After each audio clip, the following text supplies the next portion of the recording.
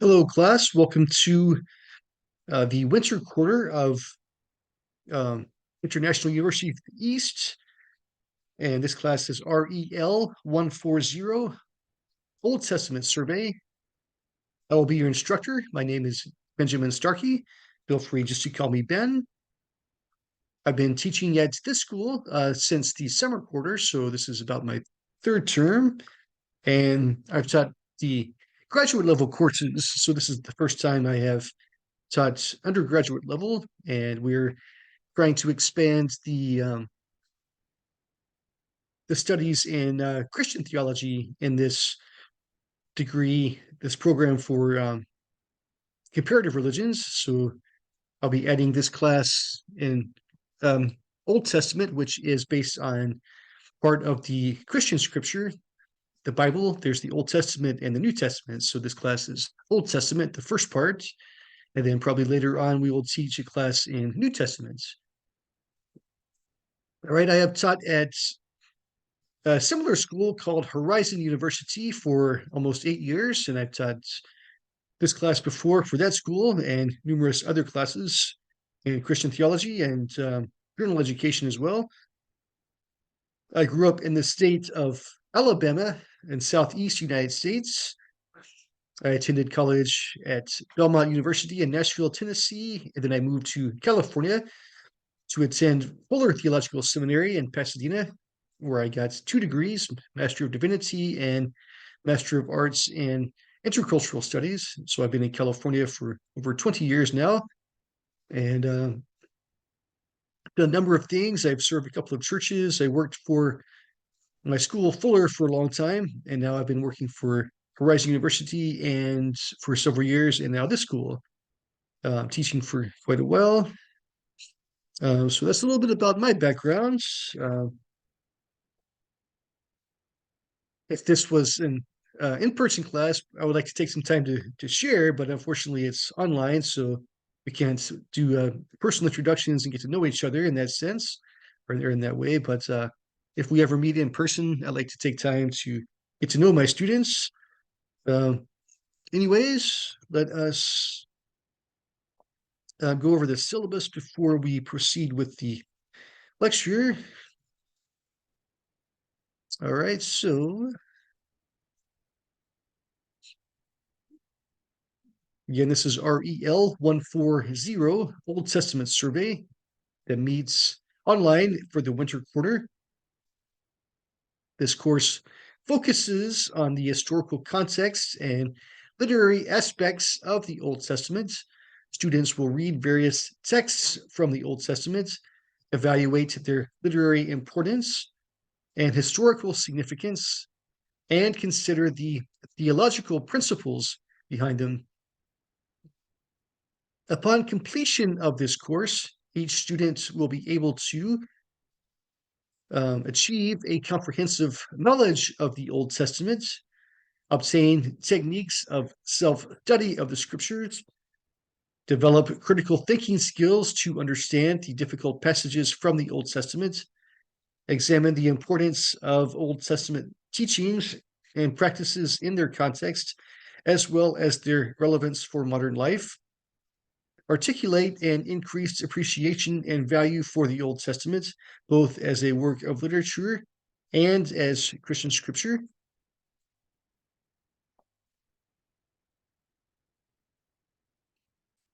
So instruction will consist of lectures, reading assignments, class discussions, and handouts. The handouts will just be what you receive, what you can see on the lecture. If you ever want an actual copy of the notes or the syllabus, I don't know if the school sends you the syllabus, but if you want copies of anything, just you can ask me and I'll email those to you.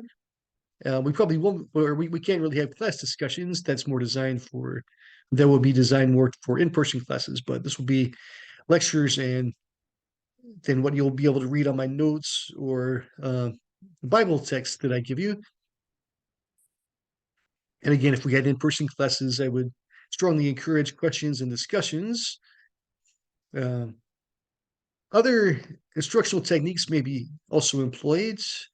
Um, Probably not in this case since it's online, but sometimes I show audiovisual presentations in class or videos, or might have group activities or critical thinking exercises. So some of that probably will not apply to our class. This meets online. So each class will have a lecture on the assigned chapters, and students are expected to read the material prior to the class. I'll demonstrate either problems in case studies or go over difficult passages in class. And if we were again in person, you could work either alone or in groups, but since it's online, then it looks like you'll be working only alone, and then submitting your assignments to me by email. Okay, the required textbook is Old Testament Survey. The authors are Paul House and Eric Mitchell. This is the second edition, which is from 2007. I think they're going to put out a third edition pretty soon, but so far this is the latest edition of this book. And then we'll be using passages from the Bible. I don't know if you, um, how many of you actually may have a Bible of your own. That's always a good idea to have one. But if you don't, then you can look up the Bible at this website, BibleGateway.com, and that gives you numerous translations. I found almost every English translation I'm looking for, and I know there's other translations as well, non-English translations. Okay, this is my contact information. I've given you my email address and my cell phone number. Now, this class, it's recorded online and sent out on Mondays. I'm sure you'll get it sometime during the day. It's sort of tentatively scheduled from 5 to 9. I don't know what time the school actually sends you the lecture, but I have this prepared by Monday morning. Uh, and let's see, I am available by email. I'll check my messages and respond to you as soon as I can. If it's an emergency or if it's really important, you can contact me by phone as well. Otherwise, I'll just respond to your emails. All right. Um, so feel free to contact me with to send your assignments as well as if you have questions about the class.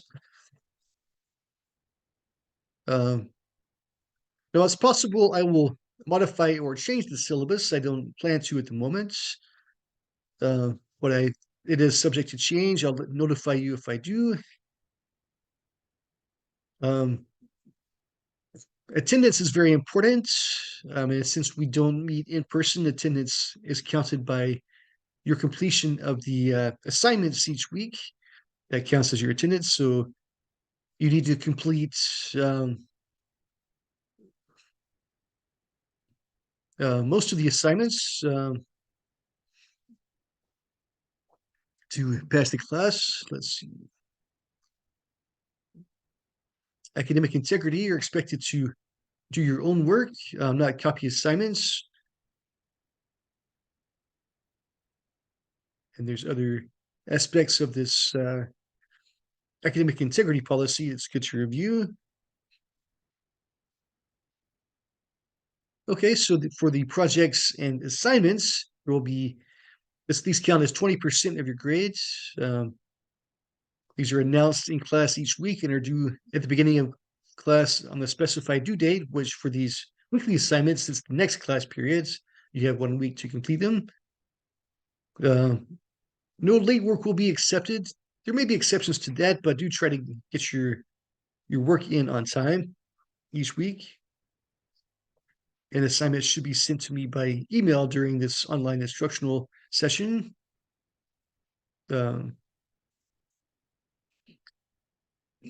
For the paper, that's 20% of your grades, and that is analysis of an Old Testament topic.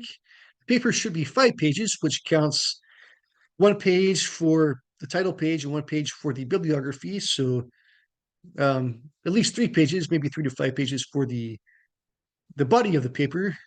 Choose a topic that is important in the Old Testament. Describe the topic and how it is addressed in the Old Testament. What does the Old Testament teach about the issue?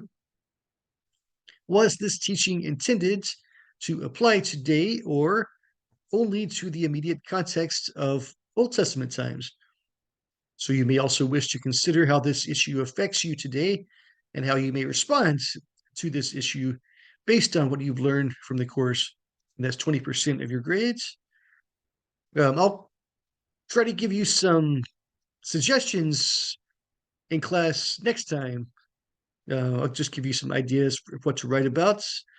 Um, we'll talk more about that next week. So this paper should include at least 5 references or 5 sources and use a recognized citation and reference style.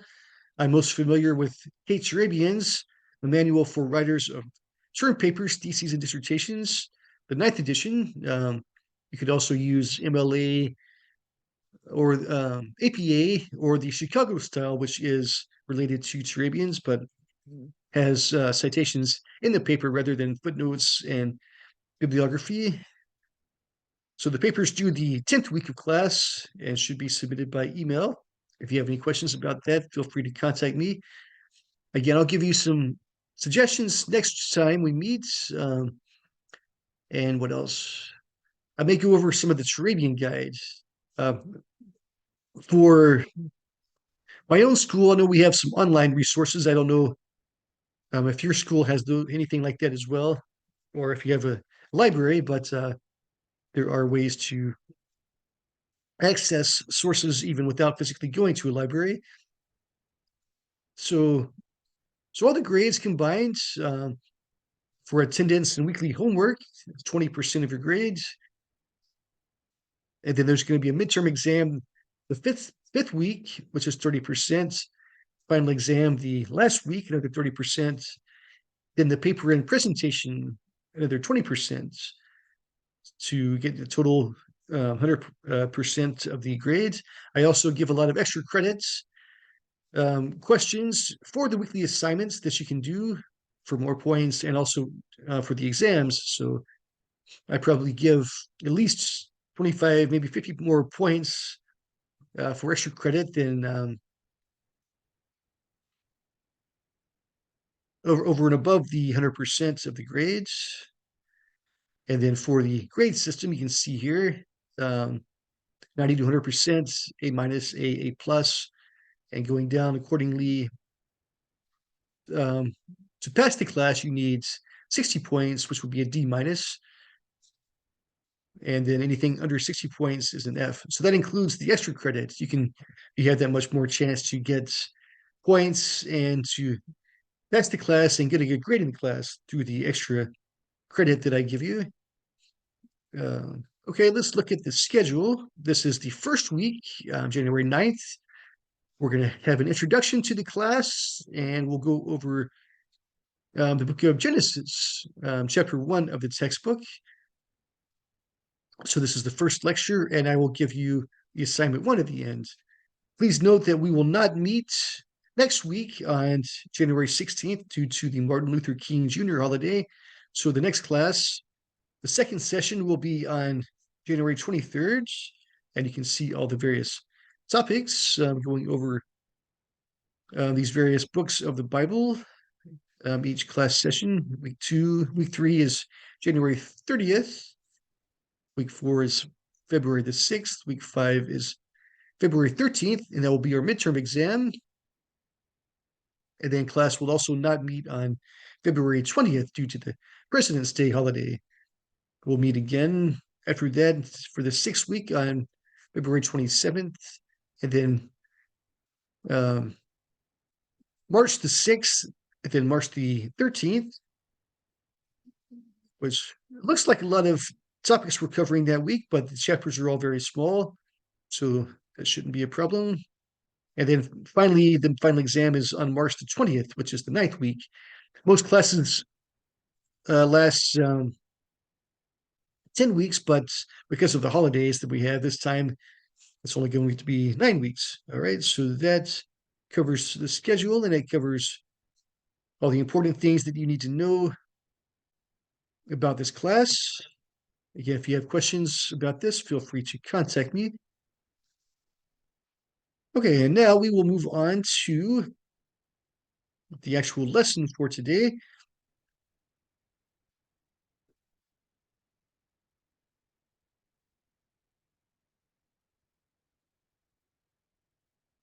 Okay, this is lecture one for Old Testament survey, and we will start with beginning this study. This is an introduction to the class, to the textbook, and to the things we're going to talk about, the material.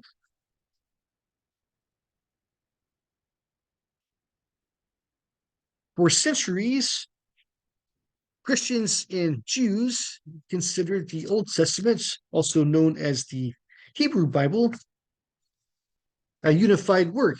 So, just to remind you, in case you're not that familiar, the what Christians call the Old Testament was or are the scriptures of the Jewish faith that they call the Hebrew Bible. Um, Christianity is sort of an outgrowth of Judaism. We follow the same foundational background, but the difference is that we believe that Jesus of Nazareth is the Messiah, the Christ, who fulfilled the Old Testament and is actually God's Son that um, died for our sins, that taught us new teachings and died for our sins. So we have all the information about him compiled as the second part of the Bible, the New Testament. And the Jews do not believe those things about Jesus, and so they continue to follow the original Hebrew Bible. And they don't call it the Old Testament because for them it is the Bible, but Christians call it the Old Testament to distinguish it from the newer part that focuses more on Jesus from the first century. Okay. Now, Jewish readers viewed the Holy Scriptures as a thorough account of their faith and history. Christians treated the Old Testament as the natural introduction to their New Testament. In the last 2 centuries, the diversity of the Bible has been given more emphasis. This is especially seen in how college and seminary students may study various books of the Bible in isolation from other scripture. The result is that many individuals have little sense of the wholeness of scripture. This course and the textbook attempts to focus on elements that unify the Old Testament. It can serve as a companion or introduction to reading the Bible, particularly the Old Testament. Characters, plots, structure, themes, and historical settings are highlighted to help explain what happens in the Old Testament. The goal is to help students appreciate the unity of the Old Testament as well as to prepare for ongoing reading and further study. Let's look at order of the study.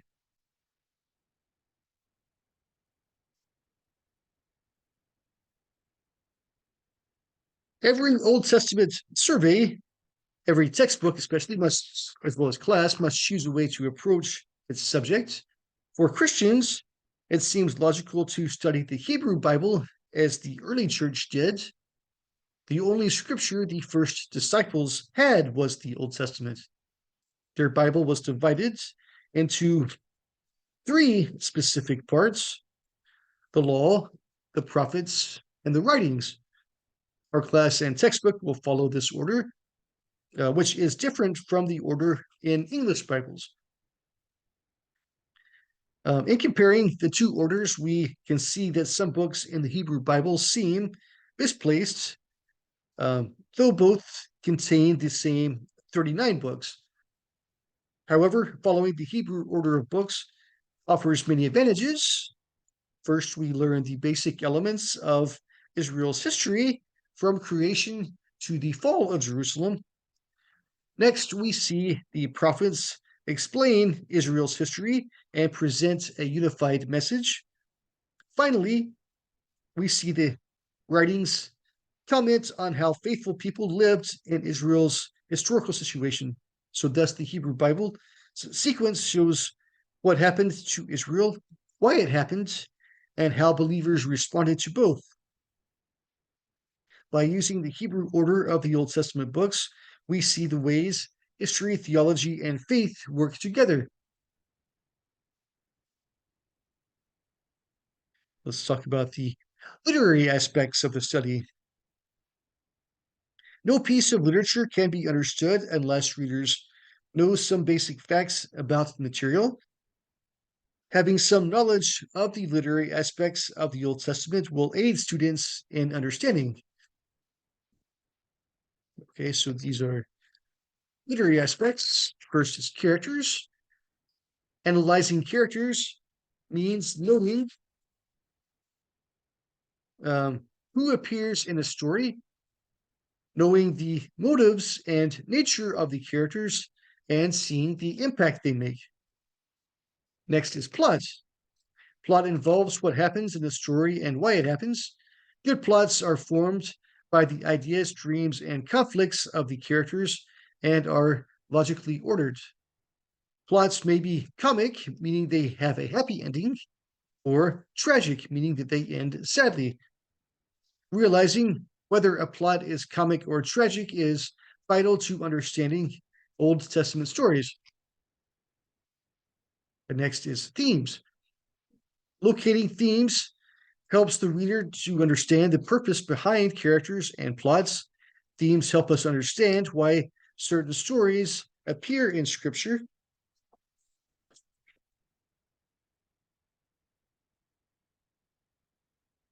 Theology identifies and studies great Bible themes related to God and human beings. When readers begin to locate major themes in the Old Testament, they are doing basic theology. Next is symbols. Symbols are images, words, or phrases that represent something beyond themselves. Symbols make themes come alive and challenge readers to envision and think about a message. Next is prose.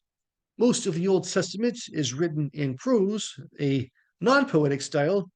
Prose is action oriented, describing events and the importance of those events. Prose proceeds logically with a beginning, middle, and end. Next is poetry. Each major section of the Old Testament contains poetry, with the prophets and writings using it the most. Old Testament poetry is flexible, containing sermons, songs, visions, complaints, and predictions. Unlike English poetry, rhyme seldom appears, and many Bible translations may not make stanzas apparent. The rhythm also does not follow a set pattern. However, Old Testament poetry, let's see, forgot to get there.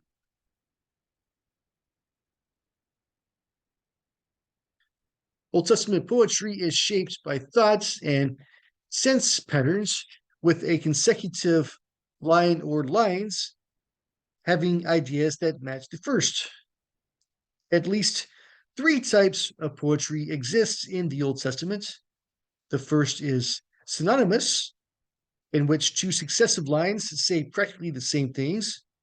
The second is antithetical poetry, in which two successive lines may state opposite ideas. In synthetic poetry, a succession of lines, images, and themes shape the poems. Hebrew verse is reflective. It does not merely present specific events, but expresses the poet's feelings about these events and about life. An appreciation of both prose and poetry will grow as we encounter both in the Old Testament.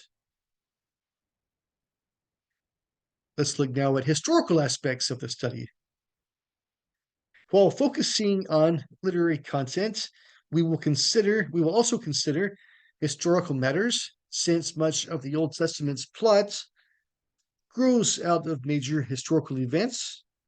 We will thus examine a few dates, customs, and leaders.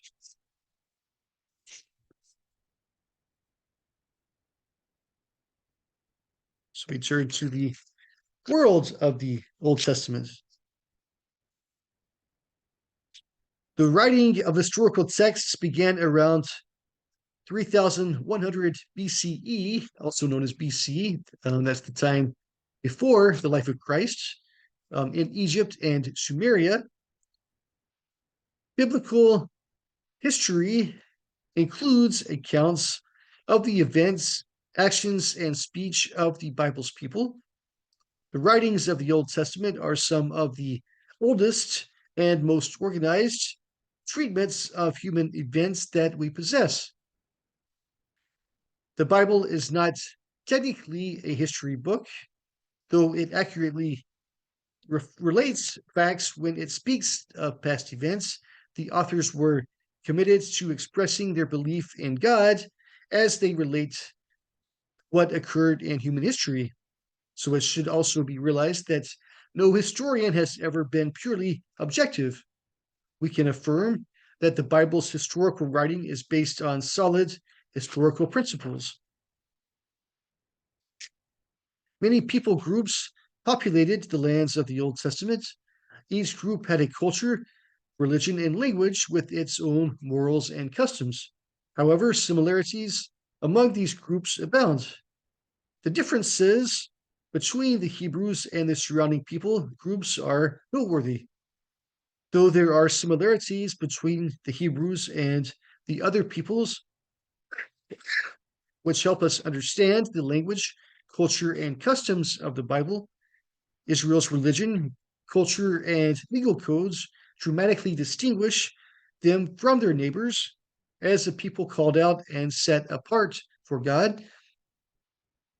We will consider 6 major people groups spread geographically across the Fertile Crescent. That's the land that stretches from Egypt north to Syria and south through Mesopotamia, that most impacted the biblical history of the Hebrew people. Okay, first is Assyria and Babylonia.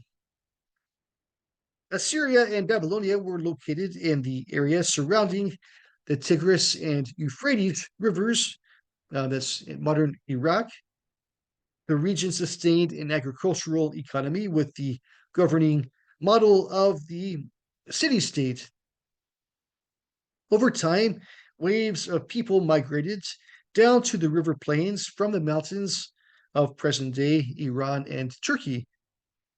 These people eventually took over the cities and blended their government, culture, and religion with those of the people native to the region. Abraham probably spoke the language Akkadian, which was related to Hebrew or an early form of Aramaic.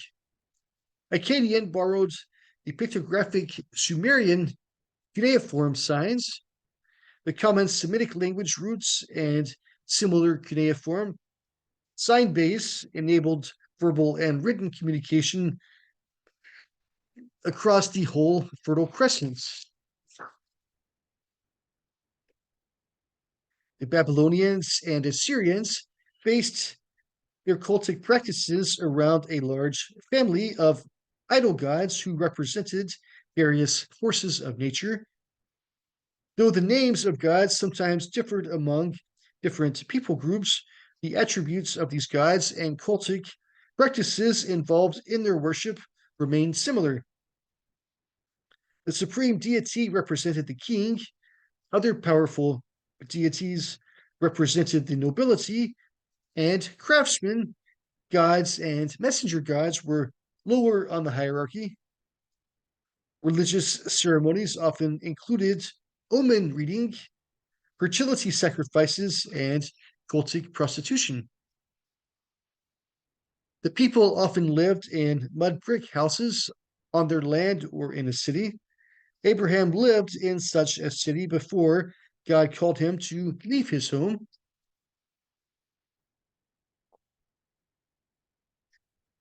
Okay, number 2 is Egypt. Ancient Egypt was located along the banks of the Nile River. The Egyptians divided their land into the fertile land and the desert waste. Egyptian culture involved an isolated river valley into which, or river valley, which provided farmland during seasons of flooding, a religion with a multitude of competing gods, the idea that anything written on stone became reality, and the concept of divine order, which maintained the status quo. Egypt had a prosperous agricultural economy with cheap labor. The Egyptian army was effective on foreign soil, which may have been due to the people's belief in the need for a proper burial in their homeland in order to have hope for an afterlife. The Egyptian language is only partly known from written sources. It was also a pictographic language written in the hieroglyphs, pictures that stand for objects, words, or symbols. The Egyptian pantheon of gods, numbering in the thousands, changed over time depending on the region from which the ruling pharaoh, that's the term for the Egyptian king, um, so from which this ruling pharaoh came. The people also worshipped the pharaoh as the representation of the sun god on earth. The people of Israel had contact with Egypt or lived in Egypt from the time of Abraham, Jacob, Joseph, and his brothers to the time of Moses. While the nation of Judah looked to Egypt for help on occasion, Egypt was never a good ally for the Jewish people.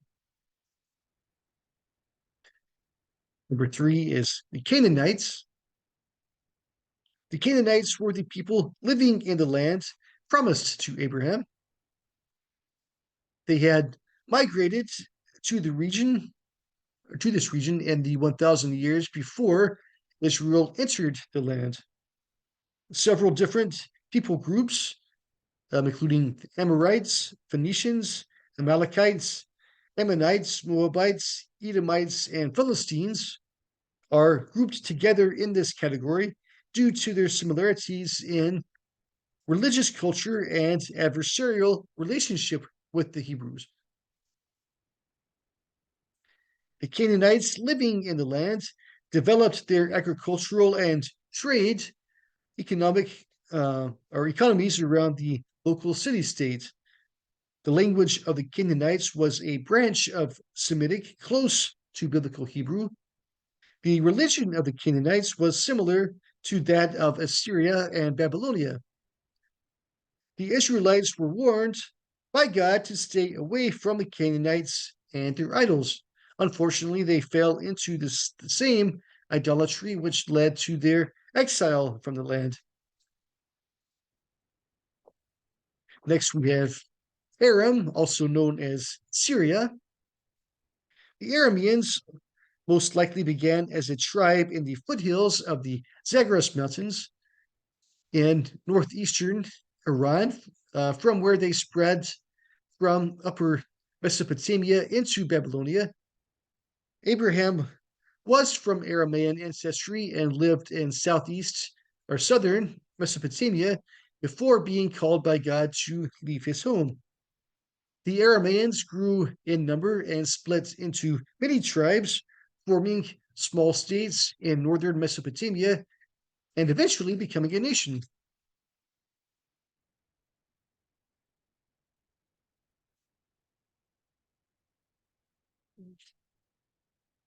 The Aramaean state of Syria came to power in Damascus during a weak period in the Assyrian dynasty. They were rivals and trading partners with the northern kingdom of Israel. During an alliance among Israel, Aram, and Tyre, Judah appealed for aid to Assyria, and Aram was eventually defeated. Aramaic was the language of the people of Aram. Aramaic was eventually given approval as an official language of diplomacy and communication, becoming the common international language until the time of Alexander. Parts of the book of Daniel were written in Aramaic. Next, we have Persia. Persia followed Babylon as the world's great power. Cyrus II united the Persians and Medes. The Persian Empire began in present day Western Iran and spread to Western Asia and Egypt. The Persians were polytheistic, though they worshipped a patron god as their supreme deity. The Persians had a different governing strategy from their predecessors, as can be seen in how Cyrus II allowed exiled Israelites to return to their homelands. So, in conclusion, while no survey can cover every important aspect of the Old Testament, it is hoped that this study can provide a basic grasp of the Old Testament that will lead the reader to further analysis, greater insight, and a lifelong love for the Bible.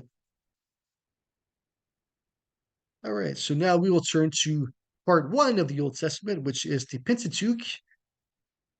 And let's look at an introduction.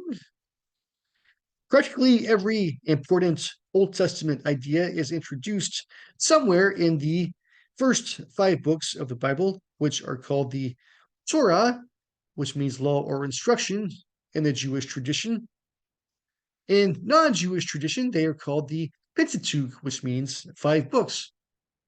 These books attempt to teach the reader how to live. 2 types of laws can be found in the Pentateuch. The first is the command, for example, the Ten Commandments. The second is the case law, which prescribes punishments for, for crimes. While most of the laws appear in the books of Exodus through Deuteronomy, Genesis and the early part of Exodus teaches how the world came into existence, how sin began, how the Jewish nation was born, how Israel went to Egypt, and how Moses led Israel to freedom. Through these chapters, the reader encounters the patriarchs and matriarchs of Israel, and God is also revealed.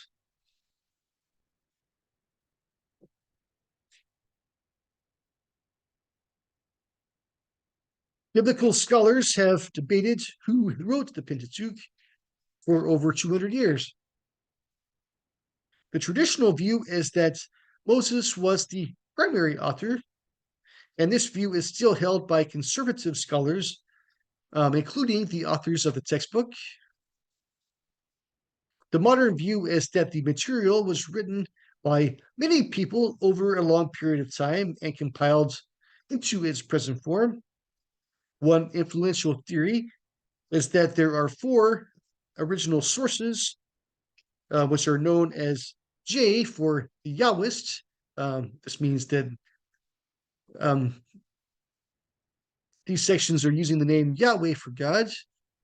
E for the Elohist, um, which describes sections that are using the title Elohim for God. P for priestly, sections emphasizing laws related to priests, and D for Deuteronomic, or the book of Deuteronomy. According to this view, these 4 sources have been merged together into the Pentateuch as we now have it. Postmodern view simply acknowledges that we ultimately do not know who wrote the Pentateuch. Regardless of view, scholars are coming more and more to focus on interpreting the text as we now have it, rather than theoretical sources. When studying the Pentateuch, we should read the books as parts of a larger whole. Yet, 4 main divisions of plot have been noted. One is the need for Abraham in Genesis 1 through 11. 2 is the giving of a son to Abraham in Genesis 12 through 50. 3 is the giving of the law and covenant to Israel in Exodus through Leviticus. 4 is the giving of the land to Israel in Numbers through Deuteronomy. Together, these books report history from the beginning of the earth to the time just prior to the Jews entering their homeland. Various characters and themes unify the plot. Adam and Noah are central in Genesis 1 through 11. Abraham, Isaac, and Lot are, I'm sorry, Abraham, Isaac, and Jacob then show how Israel began. Moses dominates the rest of the story as he gives God's law to Israel and takes them to the border of the promised land. The Old Testament has no more significant character than Moses. Themes such as the law, the land, God's choosing of Israel, the love of God, and the problem of sin work with the plots and characters to make the Pentateuch a unified and fascinating piece of inspired literature. All right, now we turn to chapter 1, Genesis, the need for uh, and promise of salvation. The plot: God creates a good world that becomes ruined by sin. God combats sin by choosing Abraham and his family to serve him and thus bless all nations. God promises many things to this family, but events often place the fulfillment of the promises in jeopardy. So we'll begin with the introduction. Genesis introduces us to Scripture on a grand scale as we see the creation of the world. The story quickly moves from the universe to individual people who live in our kind of world. The Bible focuses on people and their needs in relationship to the world and to God. The Bible's universal scope and interests become apparent in the first chapters. Human beings appear as are at their finest and their worst. God's plan and humanity's rebellion interact to show the universal need for further divine action if the human plight is to be solved.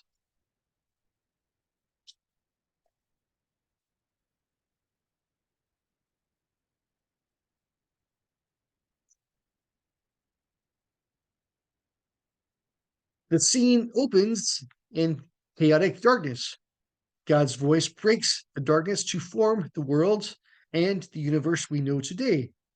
Each part pleases God, with humans pleasing him the most. God creates a man, Adam, and then a partner for him, placing them in a garden. These first human beings live in a perfect place that meets all their needs. But the situation does not last long. Temptation and sin quickly distort the picture, and the man and woman have to leave the garden behind. Sin and trouble escalate until the entire creation becomes corrupted. God destroys the world to start over with Noah. Once again, human corruption reaches universal proportions.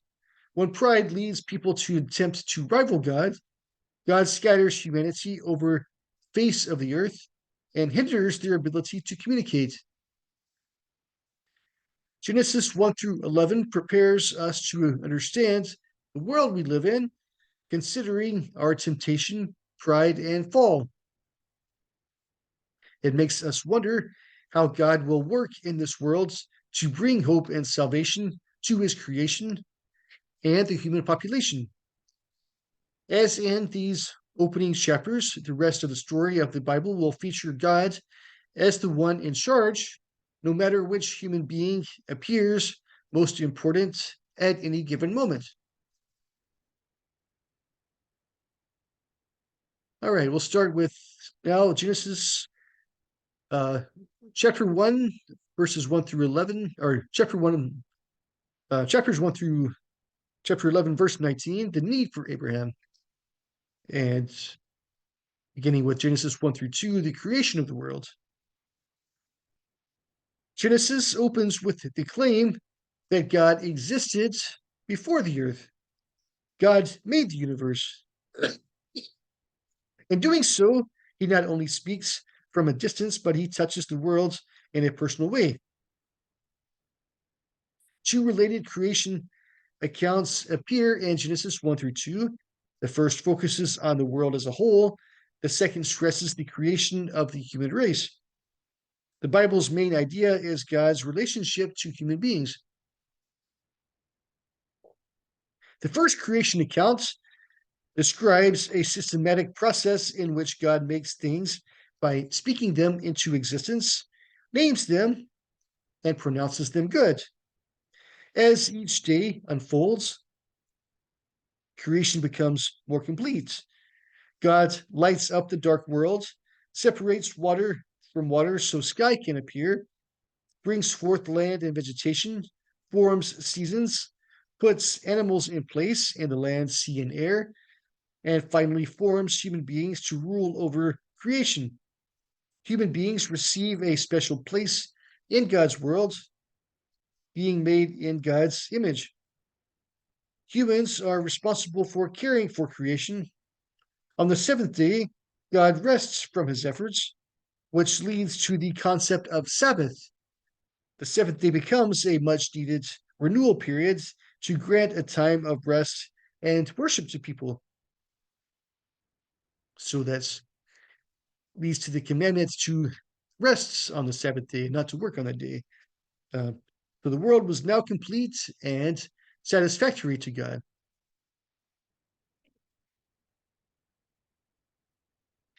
The second creation account gives more details about the creation and purpose of human beings, describing how the Lord makes a man out of dust.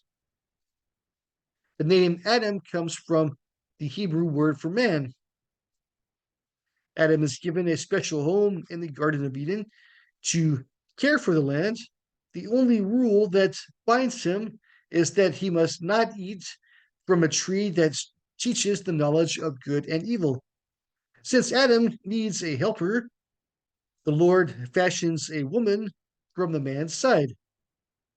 The close relationship they have is described as being one flesh, which describes how human couples should be totally committed to one another, that they are as one person. Because the people are morally flawless, they are both naked and feel no shame, just as all creation is very good. All is well in Eden. Now we turn to Genesis chapter 3, verse 1 through chapter 6, verse 4, the fall into sin. The plot swiftly changes in chapter 3. All creation is spoiled as the man and woman cease to be good.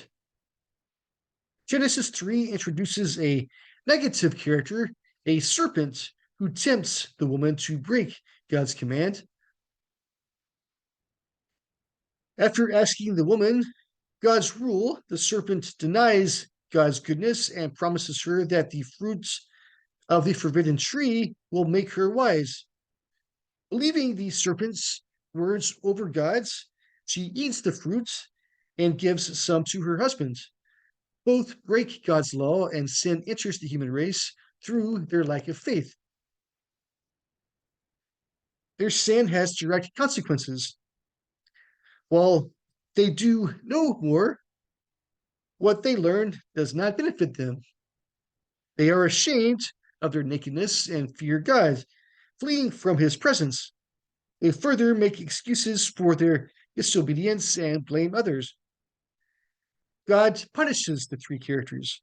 The serpent is cursed to crawl in the dust, and God states that an offspring of the woman will crush his head, which Christians see as the first prophecy of Jesus the Messiah and good news of hope for the human race, since the serpent will finally be defeated.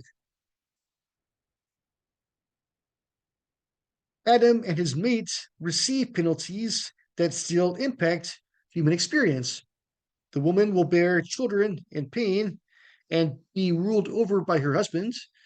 We see throughout history numerous cases or countless cases of women being dominated by men in most of the societies of the world. So that can go back to this curse here.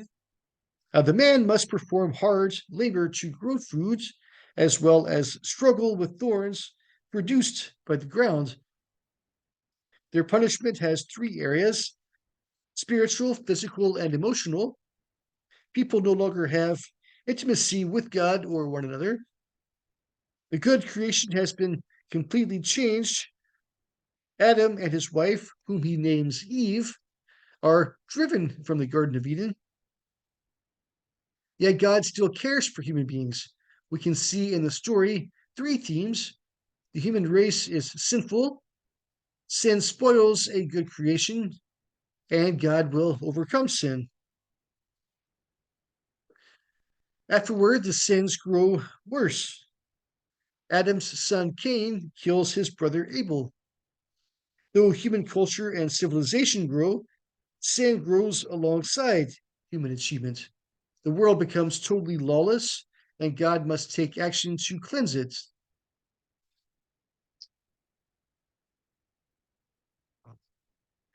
We'll turn now to Genesis chapter 6, verse 5 through chapter 11, verse 9, the punishing flood.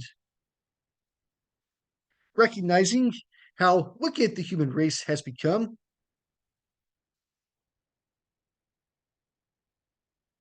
with every thought of people's hearts being evil, God decides to destroy the earth with a flood. Only one righteous man named Noah, his family, and the animals they gather will escape by making a large boat. Rain then falls on the earth for 40 days and nights, and the earth is engulfed. Eventually, the floodwaters subside. When Noah leaves the safety of his ship, he makes a sacrifice to God. God promises never again to destroy the world by water and tells Noah and his sons to replenish the earth's population. God gives them the same responsibilities and privileges he gave Adam. God calls the new relationship a covenant, which means a binding agreement. In the ancient world, people entered covenants to govern their standards of relationship, but the relationship came first. Two important principles must be mentioned. First, punishment always follows sin. Second, God always desires to save and forgive rather than condemn. In the story, Noah acts justly, and God blesses the human race again after sin has been punished. Yet, not even Noah and his family fully serve God. As Noah's descendants repopulate the earth, all of civilization sins also. Humans build a tower to exalt themselves, again trying to become like God. God confuses their language, so universal communication becomes impossible, and humans are scattered throughout the earth. Once again, creation has proved to be other than good. Sin has filled the stories, and we can wonder how humanity can be salvaged. Adam and Noah have failed to provide consistent spiritual leadership. Another individual is needed. Okay, we'll turn now to Genesis chapter 11, uh, verse 10 through chapter 12, verses 9, the call of Abraham. Or, first of all, Genesis 11, 1 through 50, 26, God's answer to sin, and that starts with Genesis 11, 10 through 12, 19, the call of Abraham. God has a plan to meet every problem. In the midst of sin and continual chaos, the Bible introduces the person who will lead the human race in a positive direction. Abram, whose wife Sarai has borne no children. The clan moves from Ur, a significant city, to Haran, where they will dwell for some time. Most scholars believe that Abram lived between 2100 and 1700 BC. It's debated exactly what dates. Many of the customs of this time are explained in numerous tablets. The Nuzi tablets were discovered in Iraq in 1925 that confirms and explains some of the customs we see in the Bible. Archaeologists and historians have also determined that during this time period, many groups of people migrated from place to place.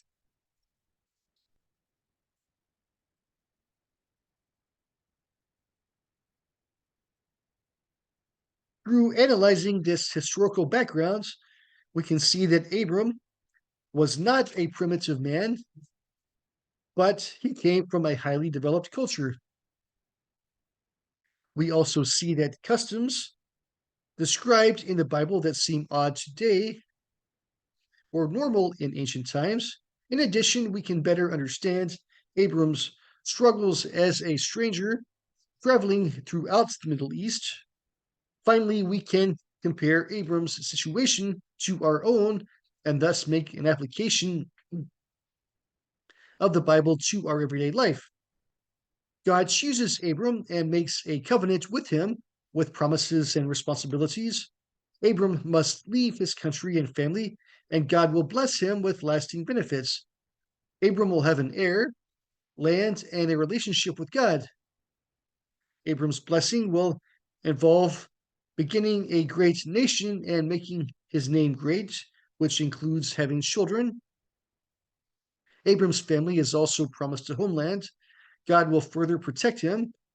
And through Abram, all nations who are affected by the curse of sin can enjoy the wonders of God's blessing. We'll turn now to Genesis chapter 12, verse 10 through 25, verse 11. Abraham's struggle for faith. Despite the fabulous promises he has received, Abram is in no way perfect. He must grow in his walk with God. For example, before proving himself to be a man of faith, he poses as Sarai's brother as they travel to Egypt, fearing that he may be killed so others can have his beautiful wife. His greatest struggle of faith comes as he waits for a son. When God appears to him again, he complains about his lack of an heir, and God reassures him of the future. Abram shows faith in believing, and God counts this faith as righteousness. God also tells Abram his descendants will not have the land for 400 years, but will instead face oppression and enslavement as God gives the current occupants of the land time to change their evil ways. Eventually, God will give the land to Abram's descendants. 11 years go by, after which Abram is 86 years old. Doubting they can have children, Abram and Sarai decide that her handmaid, Hagar, will have a baby for her. This was actually a common practice at the time, though it sounds strange for us. Uh, to have this kind of surrogate motherhood, also involving polygamy, which was a common practice in ancient times, in many cultures, as well as in uh, biblical culture. So Hagar bears a son for Abram named Ishmael, uh, who is the father of the Arab peoples. After 13 more years, God again appears to Abram, confirming his covenant. God changes Abram's name to Abraham, which means father of many, and Sarai's name to Sarah, which means princess. Though she is old, she will have a son. Because they laugh when they hear this news, the son's name will be Isaac, or laughter. Finally, the long awaited son arrives after the promise of a son is repeated to Abraham and Sarah. Abraham's nephew Lot leaves, and Hagar and Ishmael are sent away after the birth of Isaac. Abraham still needs to grow in faith, as he and Sarah repeat the deception of posing as brother and sister, not trusting the Lord fully to protect them.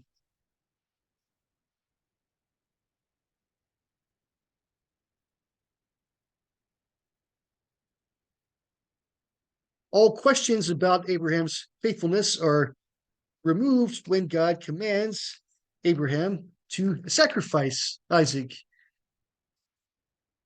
Abraham does not hesitate in undertaking the journey to the place God shows him. He builds an altar, ties his son to it, and prepares to kill him. This sounds like a horrible story to us today, but human sacrifice was fairly common in Old Testament times or in ancient times throughout many cultures. But as we see, this is just a test. God stops him, honoring him for passing this test of faith and obedience and providing a sheep to sacrifice instead of Isaac. Most of the remaining years of Abraham's life are consumed with final matters, such as buying a burial site when Sarah dies and finding a wife for Isaac. His wife, Rebecca, becomes his wife, and then he or Abraham then dies in peace. Abraham's significance is great as the father of the Jewish race. Judaism, Christianity, and Islam trace their roots to him. They're all known in some way as the children of Abraham or the Abrahamic religions. The first step in God's plan to redeem the human race can be found in the life of Abraham. Now we'll turn to Genesis chapter 25, verses 12, or verse 12 through chapter 36, verse 35. Isaac, the promise continues.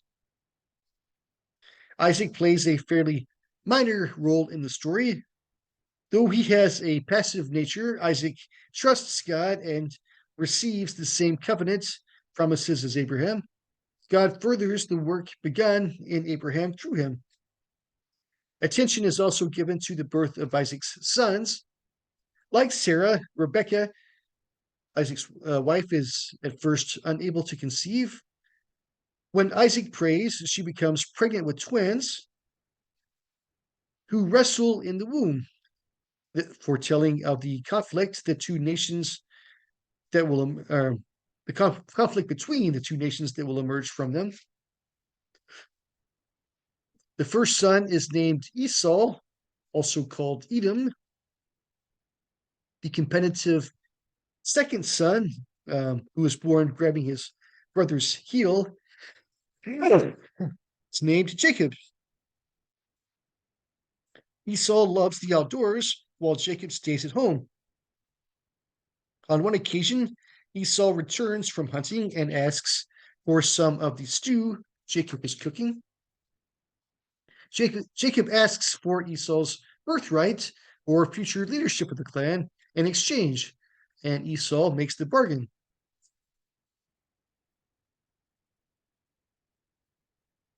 So he feels like he's starving to death, so his life is more important. But this short-sightedness is criticized throughout the rest of the Old Testament, as we see, and shows that he gives in to his impulses and instant gratification rather than delaying gratification for the better thing.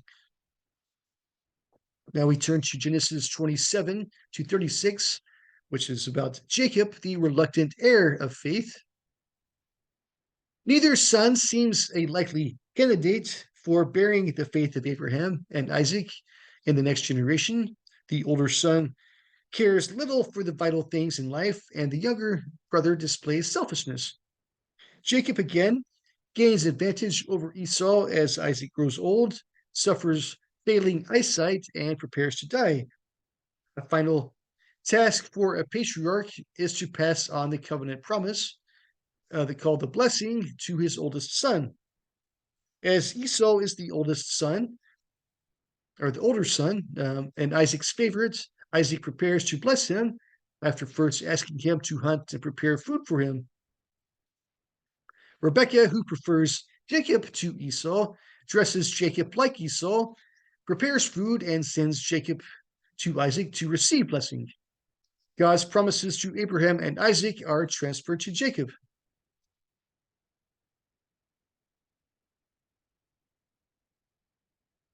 Esau resents what has happened and plans to kill Jacob. To protect Jacob, Rebekah sends him to her brother Laban in Haran.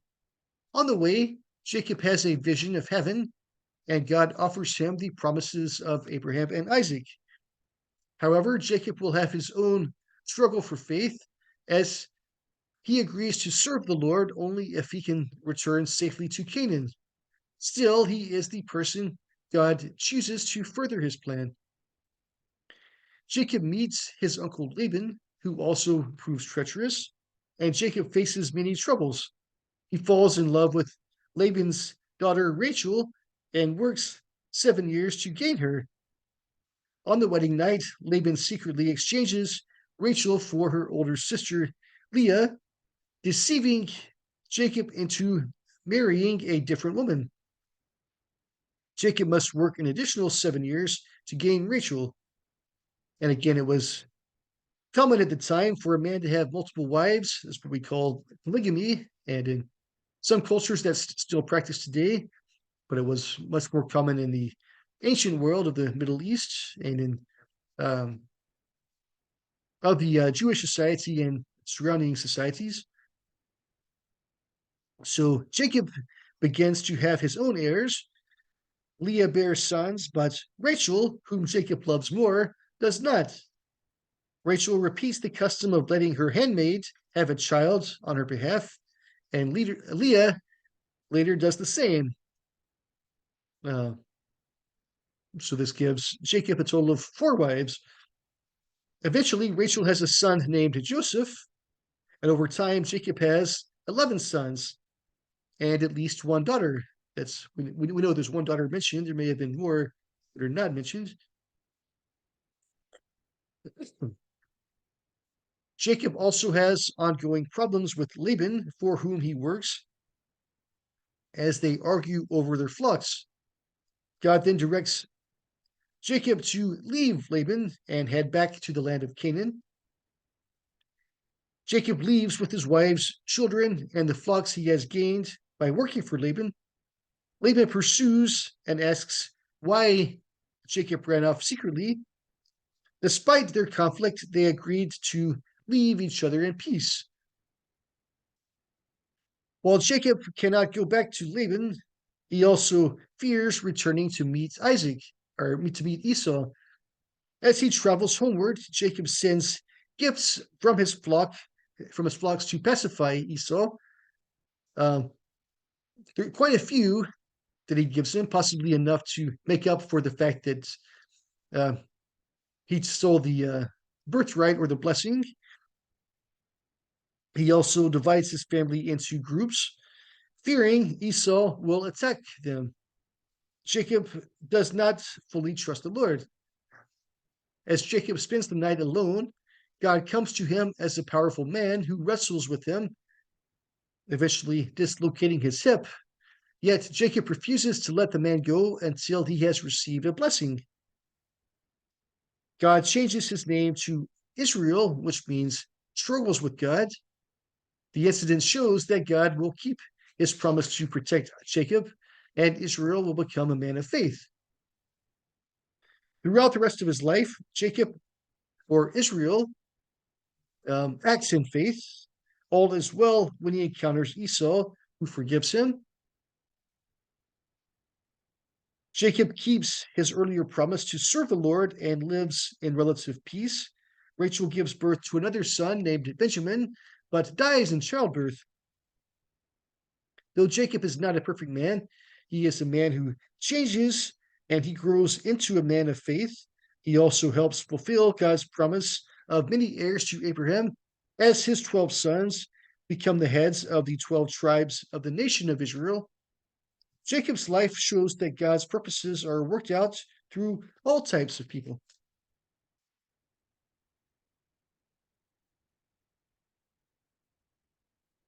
Now we turn to Genesis chapters 37 through 50.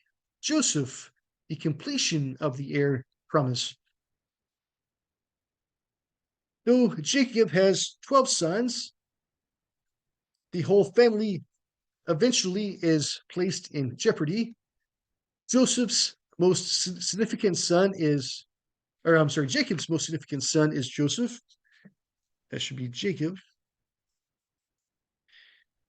Jacob's most significant son is Joseph, one of the younger ones. Again, the first son of his favorite wife Rachel.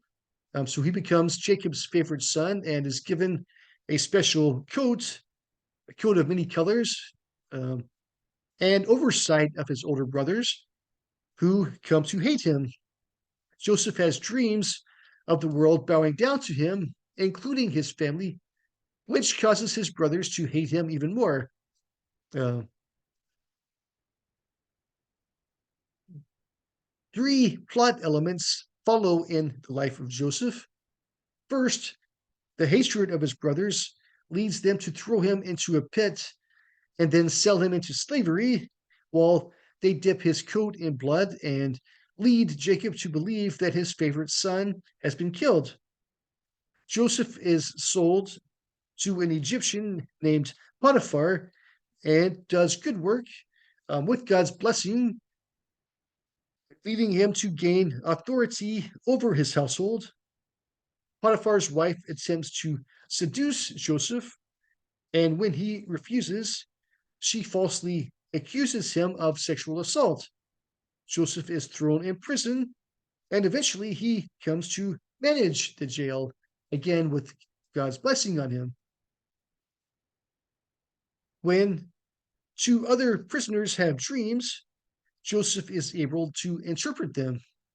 The dreams come true. One of the prisoners is restored to his position as cupbearer of Pharaoh. Again, that's the title for the king of Egypt. The other prisoner is hanged. Though the cupbearer initially forgets his promise to remember Joseph, he later does when Pharaoh has dreams that no one can interpret. Joseph is brought from prison and correctly interprets the dreams, which predict 7 years of abundance, followed by 7 years of famine. After advising Pharaoh to appoint someone to store food during the abundant years, Joseph is given the task. He gains great power as second in command of Egypt. During the years of famine, many nations come to Egypt to buy grain. Joseph's family in Canaan also suffers from the famine, and Joseph's older brothers, without Benjamin, come to Egypt to buy food. So that shows you that um, Jacob must be very protective of Benjamin if he will not let Benjamin go with them to buy food. So Benjamin is the second son of Rachel, becomes Jacob's new favorite son after Joseph is out of the picture. So Joseph recognizes his brothers, but they don't recognize him. Joseph tests them, questioning them and accusing them of being spies. When they tell him about their family, he demands that they bring Benjamin, and he takes one brother as a hostage until they return the next time. When the family again runs out of food, the brothers have no choice but to return with Benjamin, though Jacob objects to taking Benjamin.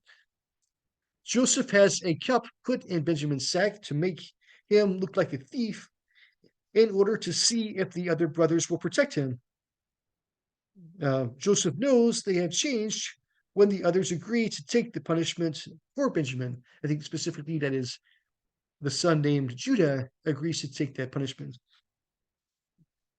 He then reveals himself to them that he is their brother Joseph, recognizing that God has brought everything about in order to save his family and carry on God's promises to Abraham. Joseph has passed his test of faith and is able to save the whole clan. Genesis concludes with Jacob and the whole clan traveling to Egypt, the death of Jacob, and later the death of Joseph. All of Israel is saved because Joseph is a man of faith who believes God has used him to help others. So, thus, he continues Abraham's relationship with God.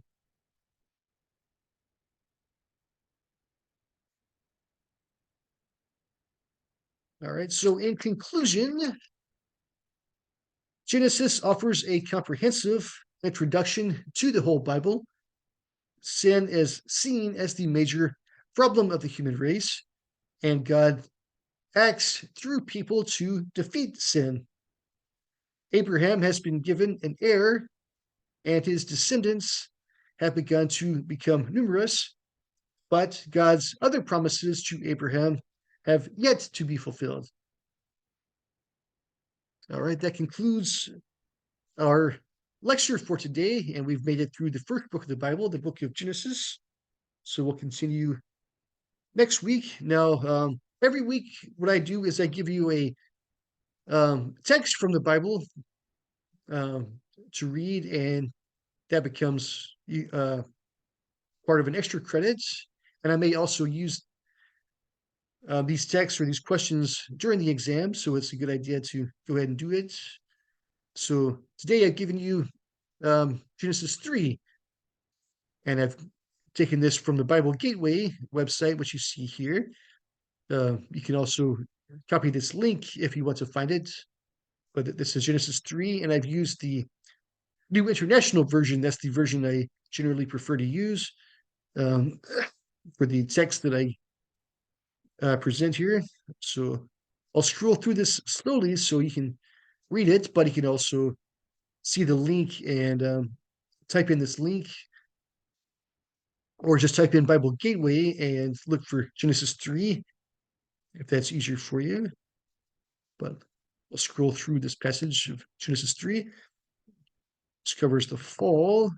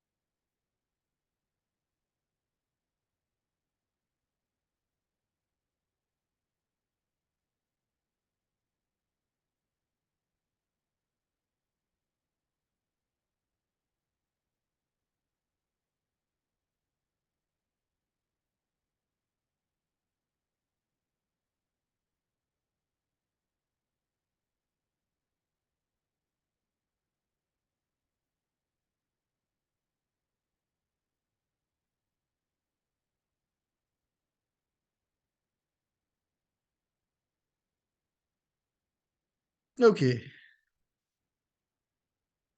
Now, every week I'll give you this attendance assignment. Um, I'll ask the same question every week, which is, what is the main idea that you took from this week's lecture? And I recommend writing 1 to 2 paragraphs, maximum of 1 page. Please don't go over 1 page to answer this. And by doing that, you'll get attendance credit every week. And if you want extra credit, then I've asked you also about the passage that I just scrolled through. So again, write 1 to 2 paragraphs and 1 page maximum. Uh, Read Genesis 3. What do you learn from the story about sin? And what do you learn about God's plan for saving humanity? And the second question, is this story important for human life today? Why or why not? So that is the extra credits. That's the assignment for this week plus the extra credits. So please answer at least the first part, the attendance assignment, and if you want extra credit, answer the second part too. And email that to me in the next week, and you'll get attendance credit for that. I'll respond to you as soon as I can within a few days to tell you I've received it, or you get credit for the assignment. Uh, but please get that to me the next week so you do get the credit. And if you have any other questions about this class, about any of the assignments or the schedule or anything like that, then please send those to me also. We'll pick up um, not next week again. Next week is a holiday, the Martin Luther King Day, but we'll pick up in 2 weeks with the book of Genesis and the second lecture, starting with the book of Exodus. And I'll try also to give you some suggestions for the term paper. So hope you all have a good 2 weeks. Hope you're all doing well, and take care. We will see you next time.